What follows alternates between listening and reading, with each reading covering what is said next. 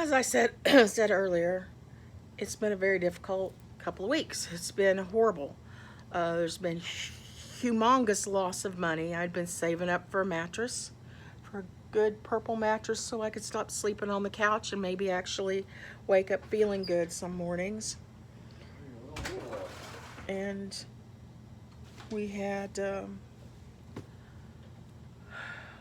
car became wrecked, and the only other car we could find, because right now the used car lots are pretty much empty because people can't afford new cars, so they're buying old ones.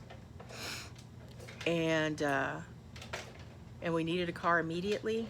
Luckily, one of our neighbors, had a super beat up old Escort for sale for only $800. So we had to borrow money because we were in such bad shape financially from the big loss. So we now owe two people for this piece of shit car that barely runs. John is outside right now trying to fuse in it so we can have air conditioning. You know, since it's like 90 degrees outside and 90% humidity.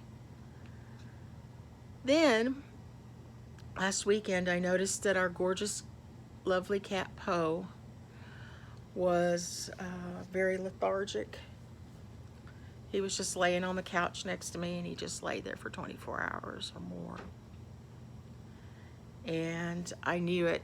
As soon as I touched him, I knew it. I felt the vibe. It was so different from his usual vibe. And I remembered it very distinctly from when one of my mom's cats, who I was so in love with, Smokey Joe, so in love with that cat, and he got bobcat fever.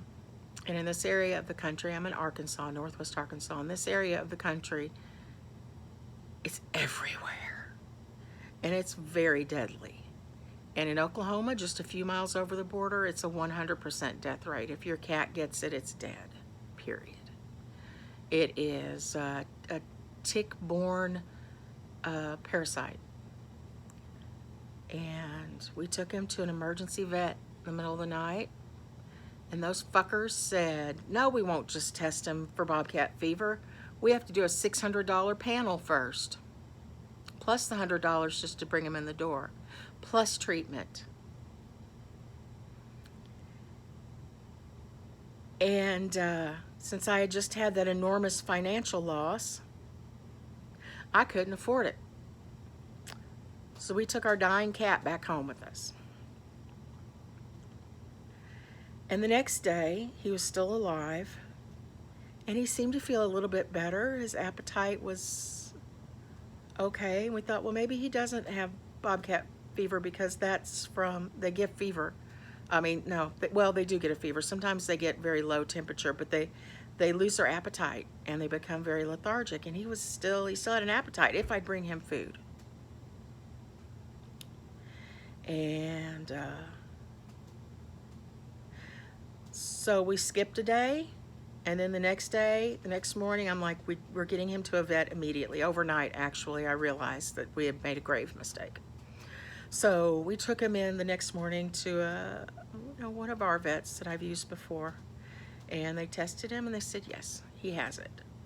And she says she has about a 50% rate of success in treating kitties with it. Most places around here, only 30% are successful. So I keep looking over because he is laying right next to me. He is alive. He's on a malaria medication and an antibiotic. Every 8 hours, without fail, he must have his anti-malarial medication. They call it liquid gold because it's the most expensive medication on the market for pets.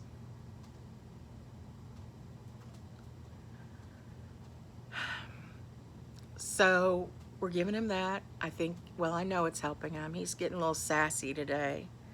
Eats everything inside. Of course, they also gave him a steroid shot, which will make an animal have an increased appetite. She said normally they keep a cat there hospitalized, which would have been thousands of dollars. But because Poe was eating and he was sitting up on the table kind of bathing. She'd let him come home and be treated here. And yeah, we got there and he had both peed and pooped all over himself. They couldn't even get him out and weigh him. So we had to deal with this very sick cat and trying to clean him off enough that he could be examined. And when I took him to the emergency vet, he peed all over me, and which I'm not mad at him or anything. It's just, I mean, he was that sick. And we couldn't find the carrier. I just wrapped him in a towel, and he was too sick to even fight me. And so he's doing better now, so I should be ecstatically happy, but I'm not. I feel really, really shell-shocked. The last couple of weeks have just been horrible. It's been one horrible thing after the next. One horrible thing after the next. John got stopped because he only has one headlight, because his new car is a piece of shit. So he got pulled over for the one headlight. They looked him up, saw he had an unpaid ticket, a warrant out for his arrest, so they arrested him. He had forgotten about the ticket. He usually gets tickets for not wearing a seatbelt because he forgets to put it on. And then gets tickets and forgets to pay them. So he was on his way home. Hours went by. It's middle of the night. I'm calling him and calling him and calling him. There was another problem with the car. And if the part broke, he was going to lose his steering. And I know he drives really fast on the highway on the way home. And I became convinced that he was dead or dying. And I was just, I mean, it made me physically ill. I was so worried and upset. And finally I get a call from him. I'm like, where are you? Benton County Jail. Benton County Jail. So that's another big expense, another big upset. Car got taken to the impound lot. They took his keys. They took his license because it was suspended and he didn't realize it.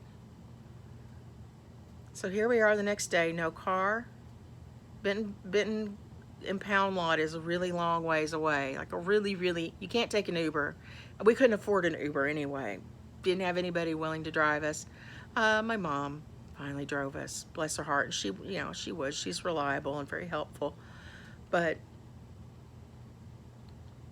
it's been a shit week. It's been a shit week. But today, Sunday, Poe is considerably better. He keeps trying to go outside. And when I touch him, he feels like himself. He doesn't feel like a deadly disease like he did. And I was so sad and so depressed today. I had a really bad incident last night and I self-harmed, which is not something that I do very often, but I self-harmed pretty badly, like till blood was flowing. And I have injuries today from it that I'm nursing. And I got up today and there was no iced tea made, and I thought, I just really want iced tea. And I'm going to get in the car. I haven't driven in years, but I'm going to get in the car, and it's super hot and we have no air conditioning in the car. But I'm going to drive down to the McDonald's just up the road a little bit and get myself a great big giant iced tea, and that will make me feel better. I'll get hydrated. And John asked me why I was stressed, and he said, well, come on, I'll take you and we'll go do the laundry and this and that. We'll go to the laundromat and get out of the house for a little bit. And we've been kind of fighting and fussing because I've been in such a horrible mood, and I just kind of, when I get that way, I just pick at every little thing, and and it makes him miserable. It's just bad all around, bad all around. So today we had to stop and get some gas before we did anything else.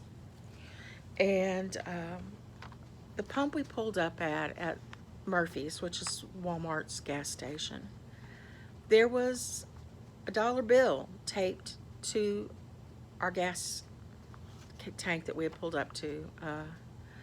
There was a $1 bill and a note. And John went and picked it up. And where are my glasses? He picked it up and he handed it to me, and it says, "Happy Sunday," smiley face. "Enjoy a cold drink today. God bless you." And I sat in the car and just cried and cried and cried and cried. It touched me And that's $1. And it touched me so much. And I appreciated it so much because today we had to dig change out from under the car seats to afford to do some laundry because all our clothes were dirty. And that was just, whoever did this, thank you. Because if you hoped that it would touch somebody today, it did. We got to the laundromat, which is one we both love so much. It's so kitschy and cool. I'll put up a video showing the machines. All of the machines have names and they're great, and it's just a cool spot. I like to be there. It was physically cool too, and the guy that helps run it was there, and he came over and said hi, and I've communicated back and forth with, I think her name is AB, the woman that owns the place, and I entered a contest on Instagram once, and it was supposed to be for a whole package of stuff, but the person that brought it for me to come pick it up didn't realize it was supposed to include all the stuff. I got a $50 gift card that day for the laundromat. We did a lot of loads of laundry with that $50, and I was very appreciative. And I don't mean to be greedy, but John mentioned today to the guy, you know, we never did because I was working wrong hours. I couldn't get here at 8:30 to pick up my stuff, the prize stuff. And the guy told me, go text her on Instagram, on the Washarama account, because that's one of their other, I say washaterias, it's a Texas thing, laundromat. And I did, and right before we came home, he came running out. Sit and spin. He actually brought another one, but it was an XL. It would have been really tight on me. So I said, well, John can wear that. And he says, maybe I have a bigger one. I'm going to go see. And he came back with this, and I think he was trying to be polite. He says, well, if it's way too big, you can wear it as a nightshirt. I think it's going to still be snug on me. It's probably a 2. Yeah, it's a 2X. That'll be fine. That should be fine. So it was 2 shirts and a sticker. And we have a local chocolate company called Kaya. And this is a marshmallow chocolate bar from Sit and Spin and Kaya. How's that? And that made my day feel a whole hell of a lot better. I feel really shell-shocked by the last couple of weeks. It's been one horrible thing after another. There's been some interpersonal issues in my life, and didn't work, but didn't work. We still don't have air conditioning. But it gives in me a the place car. to start from. Okay, are you sure the fuse is good? Meow. Are you sure the fuse is good? Yes. So you tried like other ones? Try 2. Okay. Okay, we still don't have air conditioning in our car, but got air conditioning at the house. I don't mind sitting in the house all summer. No, when it gets, you're not going to be in the house all summer because I'm going to get that air conditioning fixed. Okay, so we've left our laundry drying,